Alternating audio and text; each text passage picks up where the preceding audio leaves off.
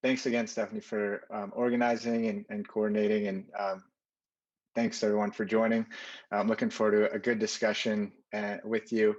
We'll start with just a little bit of background and context on myself, our firm, We Are Bill, and then love to dive into sharing some thoughts around the secret ROI of brand, and want this to be a very interactive, conversational time together. So, feel free to kind of think on questions and open up for discussion at the end. So to start, hello, We Are Bill. It's nice to meet you all. For some background on myself, I'm the co-founder, CEO, and head of strategy here at We Are Bill. My background is as a brand builder, as a brand strategist, previously in the investment space, as well as in-house as an operator of a couple of brands within the sustainable apparel category, as well as the Internet of Things space, backed by Lair Hippo back in the day. Coming to this conversation with expertise around strategy across categories, across consumer types, and working with a lot of growth stage companies. Our firm, We Are Bill, is a brand creation and reinvention consultancy. And so again, we work with teams who are at inception, at creation of new products, services, or companies, as well as brands helping working with them to rethink, reposition, accelerate growth as markets encroach, as competitors nip at their heels, and as new evolutions are required within the business and within the brand. What we do really lives at this intersection of brand strategy, thoughtful design, and commercial impact. So we call that future focus. As a company, we're really strategically anchored, but we're always focused on business and best expressed through design. So bringing these three disciplines together, we believe really strongly in the last year has only indicated this, more clearly, is no challenge is unidimensional. And so you can't take a unidimensional approach to solving them. That's why we're very intentionally comprehensive, holistic, and hybrid in how we tackle brand challenges. Here's a snapshot of some of the teams that we work with. So some names on here that you might recognize, others that are maybe a little bit more up and coming, but across consumer as well as enterprise, we find more and more teams that are selling to businesses. Ultimately, there's a human on the other end of the line, and so being able to tell a really compelling story, both on the consumer side, B2C, D2C, as well as B2B. So with that, a little context on us, that's as much as we'll do talking about ourselves. We really want to make this valuable for you all, but wanted to give you that background. The call today, the talk today, is really focused around the secret ROI of brand. So having been in-house at startups, having worked very, very closely with startups, for many years now, ROI is a really critical metric and a KPI for success. But brand oftentimes is maybe a little bit more difficult to dimensionalize and to put quantitative measures to that. And so we wanted to bring context and color to why investing in brand is actually a really smart move. So a few questions that every company should ask themselves before it's too late. And there's really three critical ones. First, what is a brand?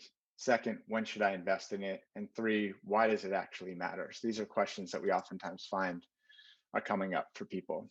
So first, what really is a brand? We believe brand is perception. Once you have two people that say the same thing about you, then you have a brand. It's as simple as that. So it's really alignment, consistency, and a perceived value from the outside, not from the inside of the company, but of the customer, of the marketplace. Practically speaking, though, a brand is a strategic vision and a story, and we define story as both verbal and visual. We taste first with our eyes, so looking the part and communicating that promise just as much visually as within copy or something that's more internally facing. When should I invest in brand? Of course, as a startup, many teams are wrestling with where to allocate resources, where to allocate funds, runway. We have found it really meaningful for brands to intentionally and really thoughtfully invest in brand from day one. And so why is that? First, why does brand matter? And what does that investment really achieve? there's some significant data around indisputably growing faster, demanding higher valuation, and delivering more value to the world once a brand is really clearly defined and can stand out and stand on its own 2 feet. And don't take our word for it. Obviously, it seems biased to come from a brand strategist saying invest in brand, but this is from the head of sales and marketing at the BMW Group. He said a brand is the largest asset a company has. The BMW brand is more valuable than all of the assets of the company. He literally said this is something that cannot be measured within a balance sheet, and yet, if you look at the value that the brand commands in the world, it's really rooted in things that are not always measurable in data within a balance sheet or financial statements. So, of course, with that, many brands miss the mark and they fail to invest in brand strategy. So we've asked ourselves the question, why is that the case? And there's really 3 reasons. So we'll kind of take you on this, what we call the odyssey of this strategyless brand or the stratless brand. And there's really 3 critical factors. The first one is it's out of their comfort zone. So most founders and CEOs just genetically don't understand brand storytelling. They're really over-indexing and very strong in other skill sets, but this is maybe a little bit less in their comfort zone. Even if they know it's important, oftentimes they don't know where to start, how to rationalize investing in it, how to hire for it, and how to sponsor it internally. The second factor that leads to not investing in brand and not really having a strong strategic point of view is that the pressure sets in. So this is a very real factor. Founders and CEOs quickly find that they're navigating from, how will we reinvent a category? How will we build a thriving business? To particularly once investors come on and they feel, pressure from competition, from investors, from others, is they shift to how will we diversify our marketing mix, how will we reduce CAC, and how will we do this as fast as possible. So from visionary potential to then how do we deliver in a week, a month, a quarter, given all of the challenges that marketing poses and growth pose. So third, where does this lead? Inevitably, it becomes a game of catch up. A constant struggle with kind of multiple sort of ways that this might show up. First, ad hoc campaigns that are launched that cost too much, deliver too little, find difficulty, kind of gaining internal alignment. There's sort of company-wide skepticism and leads to questioning of value for those campaigns. Second is best product in the category, but doesn't seem to be reflected in sales, doesn't seem to be reflected in awareness, or a strong point of view from a consumer audience that's really supporting and voting with their wallets. And then third are kind of the trickle down is acquisition costs begin going up, marketing skews paid, customer retention becomes difficult, and ultimately a founder or CEO is left wondering, sort of where did things go wrong? So that's not how it needs to be. Like many startups, there's a better way, and here's a new way to look at this. So how to solve the problem before it actually becomes one. And we'll break down the solution in just a few kind of quick slides. First is defining a strategic brand positioning. Can't emphasize this enough, really a critical stage. And a company oftentimes we find is best set up when they're sacrificial and when they're really excavating their potential, but also stripping away everything that's non-essential to brand success. So defining a positioning really means defining 3 things. First, who you are. Second, who you're for. And third, why should that audience actually care? That's what shapes a singular, strong, focused brand strategic positioning. Second, and as part of that, but really critical, is building for your customer, not for yourself. So brand is highly subjective. Oftentimes people think brands are logos. They're not, they're much more. But brand can sometimes feel like, well, one person likes it, another person might not, especially as an internal team grows, multiple founders building out the leadership team. Each person might have a different perspective on who they're for and what the brand should be for them. A lot of challenges can arise from that. Rather, it's best to really understand who is that consumer, get up close, get personal, and do that from day one and with high frequency. Easier said than done, but particularly when building a brand and a brand strategy, cannot emphasize this enough. It's a consumer-centric approach, really makes things much, much easier in all respects. So how do you do that? First, what need are you solving for them? If there's not a need, that might come up later down the line and present further challenges.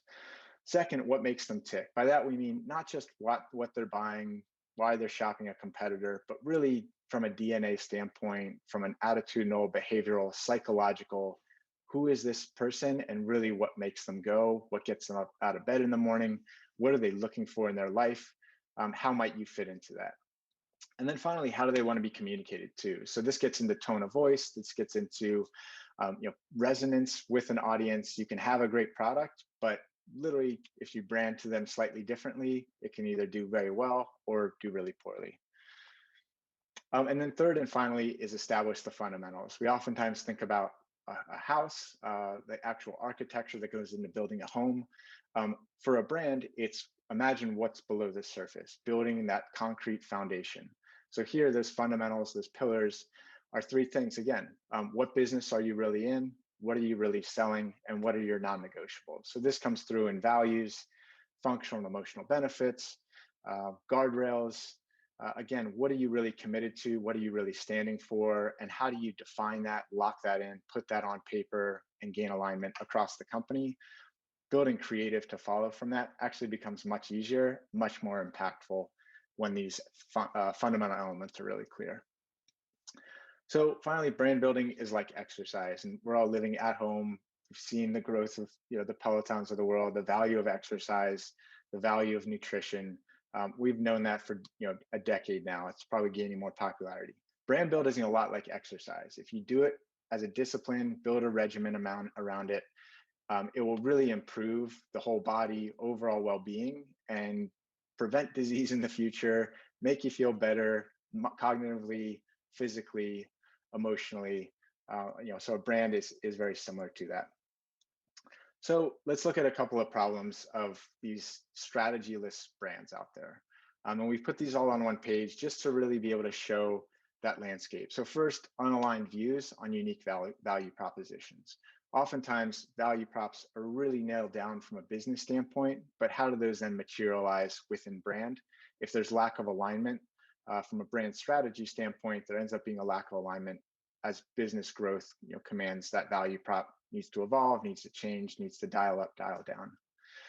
Unaligned views on mission and purpose. So again, especially in today's day and age, as we're seeing generations, from Gen X to Gen Z, obviously started with millennials, mission and purpose are becoming really critical. Sometimes it can feel after the fact, and consumers see right through that. So how do we nail that down and really know what's authentic and meaningful?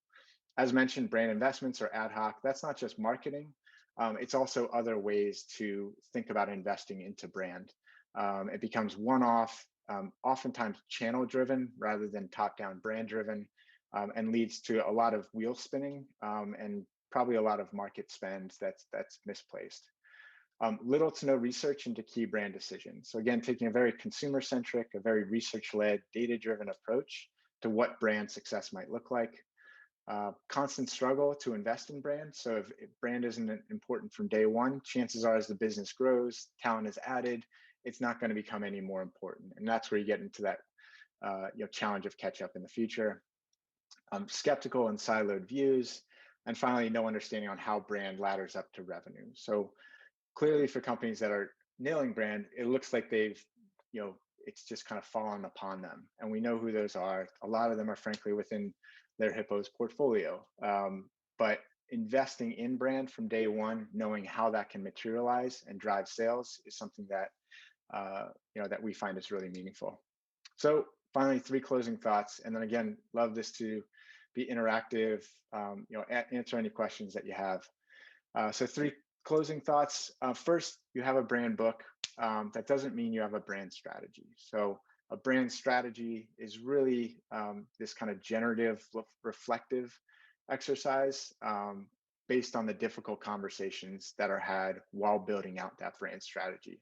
A brand book is just a reflection of that, but really going through those difficult exercises. No moss grows on a rolling brand book. With that, we mean continue to evolve, continue to adapt, continue to understand how that point of view needs to strengthen over time. Also, brand strategy needs to be really felt, breathed, lived from top to bottom. So not the responsibility just of a marketing team, but rather being lived and kind of assessed and carried through in all touch points, ownership felt throughout the company from top to bottom. And finally, remember, a brand is a promise, tangible and intangible. So we all oftentimes ask, what is a company really in the business of, or what are you really selling? And leaving you with a quote, this is from the CEO of Revlon. He said, "We don't sell lipstick, we sell hope." So for every company out there really identifying what is it that they are really offering to their customers, and how can they carry that through. So with that, a closing thought on us, we're solving these kinds of complex business challenges through consumer-centered strategies, stories, design systems, new to the world innovations. We love to do these workshops for teams. We'll share this online as well. Happy to do one-on-one chats to follow. Oftentimes it's really getting into the specifics and the pain points and opportunities that a company itself is going through. So happy to do that to follow.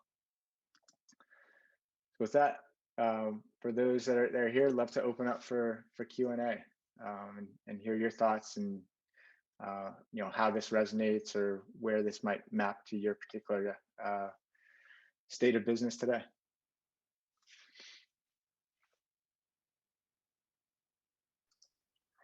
Hey everybody, I'm Lizelle here. Hey Scott. Hey, nice to meet you. Stephanie, thank you for the invitation to this, by the way. Of course. And sorry I wasn't on mute right out of the gates. I was like, oh my God, I just forgot to mute on Zoom, which is atypical. So I'm the co-founder and CMO here at Undock. Check out undock.com. And we happen to be a portfolio company. We're a very early stage SaaS tech startup, and we're building a time machine. We are literally putting a new paradigm shift on building the super calendar, a calendar that schedules, hosts, and documents your meetings. And so we're trying to, at the very early stages that we are, naturally find product market fit. And so, all of us are just, going down every channel, every nook and cranny, experimenting left, right, and center, because we have to really find what sticks. Now we know who our early adopters are because we have many, many of them and what we're learning. And so one of the tricky things about everything you just mentioned, which is wonderful, it's getting everyone to feel coherent about a brand. And we're stepping into probably the next 3 months, we're stepping into doing a big brand exercise, really honing in on a rebrand, really honing in on design systems, both from a UX UI standpoint that then directly filters into our marketing design system, so that we have cohesion, consistency, beautiful, placement, positioning, and all that. And so I share that, I guess, to just have an open discussion about it. I really think, and I've built several startups now, and I'm classically trained as designer, turned marketer, turned technologist, turned serial entrepreneur. I've also built communities, I've built nonprofits, whatever. I always lead with brand because I always lead with a very strong visual vision and narrative, excuse me, and narrative. And from a B2B standpoint, technology has a real challenge with positioning themselves in the marketplace. We know great B2B tech SaaS companies, right? We know Stripe, we know Slack, we know Asana, we know all sorts of things. What do you think what would you recommend, Scott, that an early stage, pre-Series A, technology, mostly B2B, but we are approaching the market very much from looking and feeling and positioning ourselves very much feeling like a consumer brand. And we're trying to do that really, really effectively. The way we've been shipping our events have been extremely engaging. People call us very Apple-esque or, very like film driven and design driven and all these things. So we know that we're starting to build a brand narrative in the ecosystem. But if you had your first $100,000 that you know that you would recommend to an early stage SaaS tech startup, how would that be spent, and spent well when it comes to brand, positioning, marketing? Yeah, great question. And congrats on what sounds like a really exciting business. I think enterprise, B2B, SaaS, or consumer, I think the value of knowing who you are, who you're for, and how you show up for them and really offer value is absolutely essential. So what we find is really beneficial is, having a roadmap. It sounds like you mentioned you have product market fit, you have a defined product, the tech itself is in a strong enough place on which you could find and start to define what is that brand wrapper to go around it. I think that's really critical. If a product is still kind of wiggling and finding its home and shifting and changing, sometimes brand investment is not that effective. Not in the sense that it's not a good exercise and a good journey, but the brand might change as the product continues to change and evolve. So assuming you do have a product that's pretty well defined from a tech standpoint, really investing into first, who is the consumer. I would do pretty in-depth customer research. We find that there's two really kind of strong approaches to that, especially for a company at your stage. There's value in each one. One is ethnographic research that gets up close and personal to a small subset of individuals and does 2 to 3 hour conversations in depth with them. How can this add value? Who are they? What do they find exciting, inspiring? Get them on the platform, not from a product testing standpoint, but really from a brand sort of exploration standpoint. So getting up close to the customer, I would say is step one. Step two is building out that brand point of view, that strategy. So what is that really clear, focused, strategic positioning? And that's in light of 4 different elements. One is the consumer or customer, client, depending on how you call them. 2 is the competitive landscape. What is your unique point of differentiation? What is really that moat that you have from a category standpoint? Third are, what are your capabilities, equities, and DNA? That's from a product standpoint, but also from what's true about your company, what's true about the way that you operate. It could be culture. It could be your future product roadmap. This might be Act 1, but what is Act 2, 3, and 4 for your product? So really getting tight on your product point of view. And then 4 is culturally. So culturally, where do you sit in the landscape of not knowing about your business too much, but what is it culturally that's happening for your customer, for the world at large, that allows for you to really have momentum and gain velocity? Breakout potential is oftentimes because it's a really culturally relevant and culturally appealing sort of node that you've tapped into, and that's something that has staying power. It's not, it's really zeitgeist more than it is like current events driven.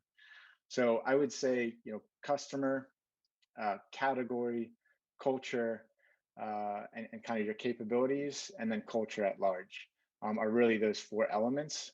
That then lands you with, okay, here's who we are, here's who we're for, here's what we are selling to them.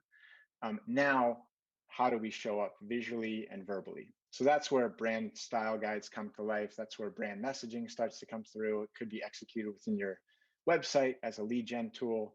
It could be executed in digital marketing. But all of those are really, actually, it sounds crazy to say this, but they become really easy. That's the easy part when you're really clear on who you are, who you're for, and you have that sustainable, kind of lasting and durable foundation to yourself. Love that. Thank you. My pleasure. Yeah. Hey everyone, Sean with Ensemble. We're a finance tracking app for divorced co-parents. Thanks Scott and Stephanie for organizing and having us here. Was just wondering, so curious to hear your thoughts on the role that empirical validation plays around brand strategy. So in other words, with design elements, logos, colors, fonts, we hope we know it looks good, but at the end of the day, a lot of it is subjective. So how do you actually know if you've made the right choice? Yeah, So testing is a really interesting thing.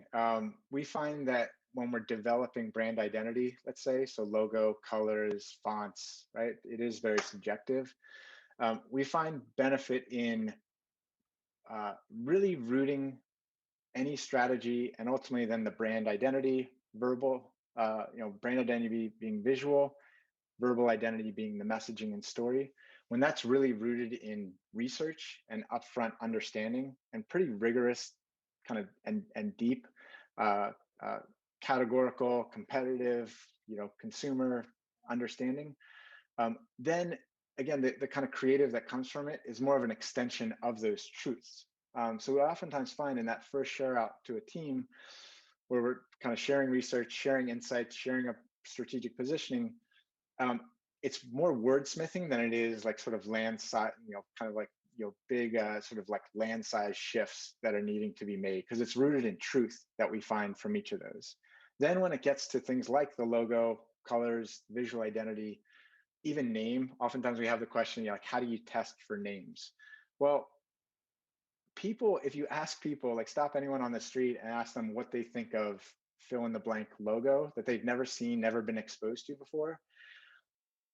As individuals, we're oftentimes not trained. Not everyone is a designer, so we're not trained to have a language for that, to have like a kind of a bank of recall and a bank of kind of comfort with that type of question. And so people will begin to like grab for associations that they might not actually truly even behave upon, but it's almost like in that heat of the moment, that's what they reach for and respond with. So you can oftentimes get sort of false positives, like, and negatives around how people are responding to things that they don't have like a real vernacular for, and sometimes can be sort of like sort of false indicators of potential. So testing on identity, testing on names, unless it's really bad, like in kind of like a small group of friends, we oftentimes founders are saying like, hey, let me just share it with a couple of close friends, see if this name feels right to them. But beyond that, it starts to run the risk of sort of getting a lot of noise versus a pretty clear signal in doing testing and validation at that point. That said, if a team does feel, oftentimes it's for confidence, it's for a team that has a tough time making a decision, coming to an alignment, coming to consensus. They are sometimes the teams that say, let us put this into testing. It'll just help us to just make a decision because we're pretty split on this. But we really don't do, and we don't find teams that we're working with following our work are doing much, if any, testing on brand strategy and brand identity. It's really more around marketing, A/B testing, an optimization of kind of more downstream brand marketing or sales marketing tactics. There's a tool, I'm curious to hear your take. I forget exactly what it's called, but I think basically it gives you a sample size of like 1,000 for each variant, and it just flashes like an image on the screen in front of the person for like 3 seconds, and then right after they have to give their like what were your initial associations with the image, or did you like this one better than this one? Is that like is that something that sounds valuable? Do you have an opinion on whether or not that is like a good way of validating like identity? Yeah, I mean, it's an interesting kind of like social experiment, I would say, because when we only have a moment to react, we're really tapping more into like our sort of like lizard brain than our mammal brain, I guess you could say, like our more like intuition and like emotional reaction when we don't have time to think and then overthink.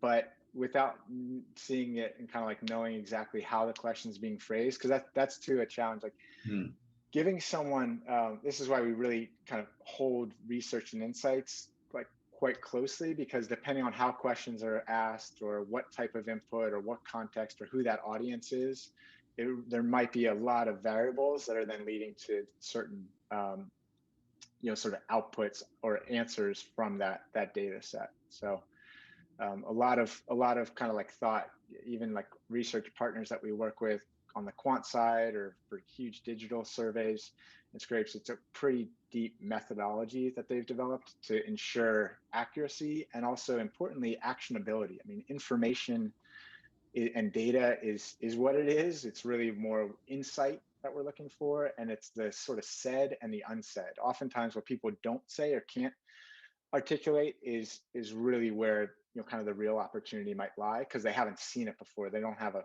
kind of a history with it, but it could be the thing that they're looking for or needing or really standing out from the pack on.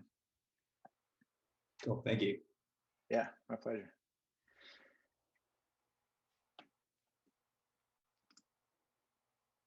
I've got one more quick one, if I might interject once more. Go for it. Curious, do you have an opinion on the right process or cadence for iterating on a brand? And so in the past, I feel like it's sort of ad hoc. It's like, oh, we need a new brand, or it's time for a rebrand because maybe we just raised a bunch of money, or we just never really liked this color, whatever it may be. But I'm curious how you think about just iteration as it relates to brand. Yeah. So, brands are, like I said, brand building is like exercise. I also say brands are like people.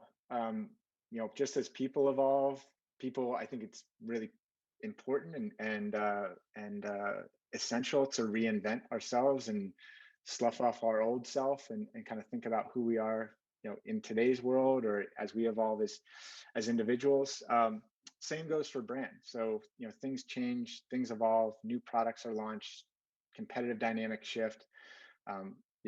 There's more of a hybridization of brands today than ever. You have fashion brands behaving like, tech brands. You have, everything, fintech brands behaving like retail brands. So knowing, I think from day one, having a really clear point of view on who you are, again, like the who you are, who you're for, what are you really offering to them, how do you communicate to them, that I would say is essential from day one. But being open to adaptation and being open to evolution. Oftentimes we find, like to your point on like milestones, a little bit was part of your question, like raise new funds, felt like something wasn't working right. Oftentimes we find for companies that are maybe at the A level or B level, could even happen seed if they already have something that they were going on, from an angel round or pre-seed, friends and family, it's an exercise in elevation, crystallization, and excavation. So it's not to say let's completely change who we are, but it's saying maybe we found in experience, some things are working and some things are not. So what have we really learned? Again, putting the customer at the center, what have we really learned from our customer? How are we seen in the marketplace? What is not working and is working, not from a subjective standpoint, but really from an experiential standpoint? And that can then lead to exactly the right type of evolution. It could mean a full rebrand. It could mean kind of a refresh. It could be just some tweaks and some evolutions. But we find it's natural. Of course, that you run the risk. I'll just kind of put this out there of, if the brand really shifts, really changes, and you've already had a pretty strong amount of equity built in the marketplace, your customer knows you for one thing, then the next day you show up as something completely different. What's the risk that you've sort of lost some trust with that audience? So that's why we think really important to create it from the start. But we've done a number of rebrands for companies that are years into their growth, and they're, again, kind of thinking about ROI. The value of the investment in that rebrand is so it's a no-brainer because of how their sales accelerate and how their competitive differentiation really kind of helps them to do things they couldn't have otherwise done. So yeah, it's kind of at the right milestones with the right intelligence around what's working and what's not. Like any company that comes to us and says, hey, we want to change our colors, we're like, cool, why? We want to change our website design. Cool. What's not working about your current one? And really getting into the details to ensure that we're not solving for things that are kind of not the real source of the challenge or issue. Thank you. Yeah, of course.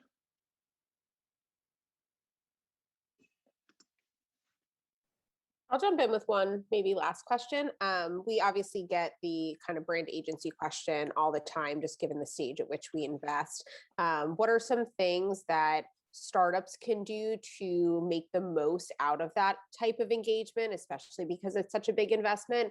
And what are some things that you recommend startups keep an eye out for and really important questions to ask before they invest 100K, 200K with a brand agency as they're kind of sorting through maybe the top 4 or 5 recommendations they get? Yeah. I mean, I think ultimately, and this just goes back to kind of why we named our company what we did. It's about human relationships, and it's about chemistry, and it's about finding a team that really vibes with you. You feel can really kind of understand who you are, work with you. The word partner in every single industry is thrown around too often, but when you really have a team that feels like your interests are at heart and they're listening to you, listening to your challenge, listening to where your needs are, where your challenges and fears and hopes are. I think it can't be said enough that it's really a kind of a relationship decision and a human decision more than it is anything else. It's, as we say, like brand strategy, brand development, brand design, it's not linear. There's going to be twists and turns in the road. It's, and so having that trust more than anything, that comfort level to navigate the, sometimes the unknown a little bit with the team, I think I've found is really important. I would say the second is, oftentimes teams look at past work and they look at past style. We find it's really important to know, that a team has sort of a depth, or like an agency, a consultancy, even service providers that we work with. Do they have depth around that domain? But also, what's the breadth, and are they able to build for that particular team and what their need set is, versus just having a cookie cutter approach and stamping something out? We think brands all should be, very unique, and all should be built for that end audience, for that competitive landscape, for that moment in time. And so naturally they should look, really unique and really different. But obviously, like, comfort with brand work is right there. What else? Yeah, I would say the third maybe is great when a client team hires us and they say, what can make us a great client to you? We think is a really important question, just as we're asking them in every single leadership interview, what makes for this project to be a success for you years into the future? What will allow you, or even, at the end of this immediate project, 6 months, 9 months into the future, how do you want to feel, and what can we do to be the best creative partner to you? I think when clients are asking that question of their agencies as well, is really important. There's a certain self-awareness, there's a certain maturity. Every single one of us here, we all have our blind spots, but I think the more people can acknowledge that, confront that, and find partnership and collaboration around it is really important.